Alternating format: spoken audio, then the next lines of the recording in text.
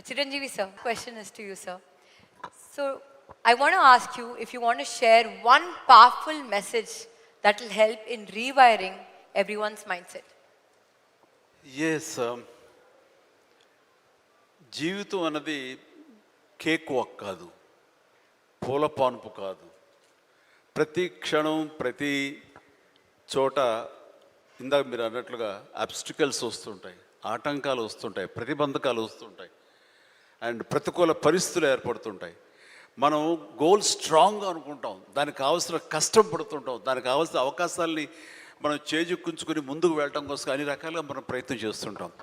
మరి తప్పు ఎక్కడ జరిగింది అంటే నీకు ఎన్నో అన్ఫోర్సీన్ బయటకు వస్తుంటాయి, ఒక డిస్ట్రక్షన్స్ వస్తుంటాయి, డిసప్పాయింట్మెంట్స్ వస్తుంటాయి, నేను డీమోటివేట్ చేసేవాళ్ళు ఉంటారు. ఇలాంటి డీలు ఎన్ని ఉన్నా సరే దాన్ని ఢీ కొనాలంటే ఒక డిటర్మినేషన్ ఉండాలి. అది వెరీ మచ్ ఇంపార్టెంట్. అంటే బెదరకూడదు, మన ధ్యేయం చెక్కు చెదరకూడదు, అకుంఠిత దీక్షతోటి ముందుకు వెళుతూ ఉండాలి. నా విషయానికి వస్తే కనుక నేను వచ్చిన కొత్తలో డెఫినెట్లీ నన్ను డిసప్పాయింట్ చేసిన వాళ్ళు ఉన్నారు.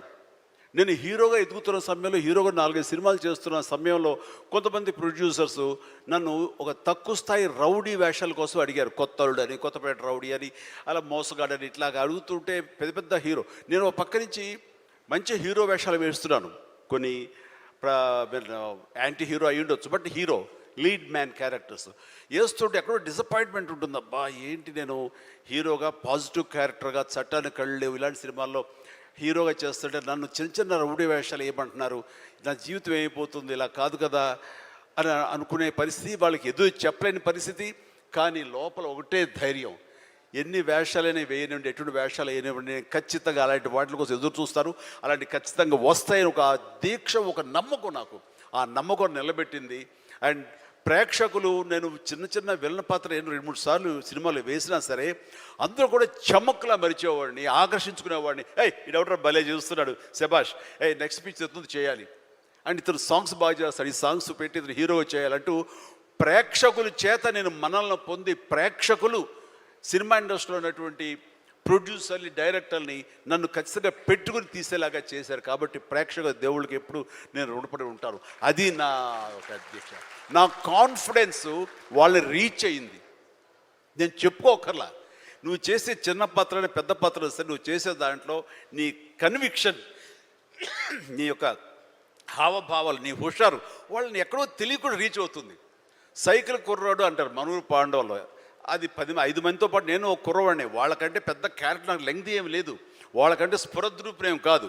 కాకపోతే ఆ ఉన్న కొంచెంలో చముక్కలా మెరిసరికి ఎవడరా భలే ఉన్నాడు, వీడికి లైఫ్ ఉంది రోయ్ అలాగా అనిపించుకోనంటే అది నన్ను నేను ప్రొజెక్ట్ చేసుకోవడం, నన్ను నేను ఆవిష్కరించుకోవడం, నన్ను నేను బెస్ట్ అనిపించుకోవడం ఉంది.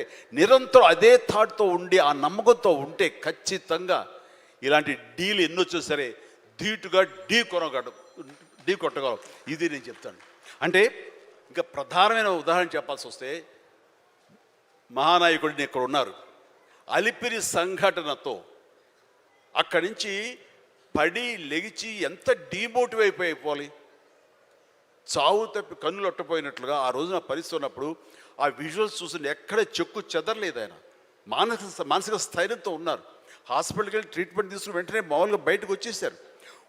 కానీ ఎక్కడ సరే బెసికారా, కొంచెం వెనక్కి తగ్గారా, ఆలోచన విధానంలో ఏంటిది అన్నారని ఏమీ లేదు. బ్రహ్మాండమైనటువంటి ఒక కన్విక్షన్ తోటి దీన్ని ఆయన ఎదుర్కొని నిలబడేటువంటి హీరో దాత్తత నేను ఆ రోజున చూశాను నాయుడు గారిలో.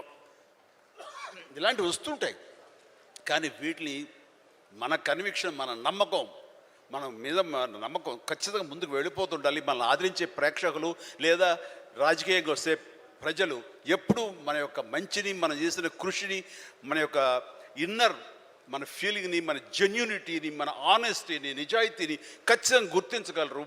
మధ్యలో ఒక్కోసారి ప్రతికూల పరిస్థితులు వస్తాయి, బట్ వాటిని అధిగమించేలాగా వస్తుంది, మనకి రోజులు మంచి రోజులు వస్తాయని కన్విక్షన్ తెలితే కనుక అలాంటి అబ్స్ట్రకల్స్ని ఓవర్కమ్ చేయగలం. దానికి గాను నువ్వు నీ మానసిక ధైర్యాన్ని కోల్పోకూడదు. ఇక్కడ నిలబెత్తున్న నిదర్శనం చంద్రబాబు నాయుడు గారు. అది నేను చెప్పుకొచ్చేది.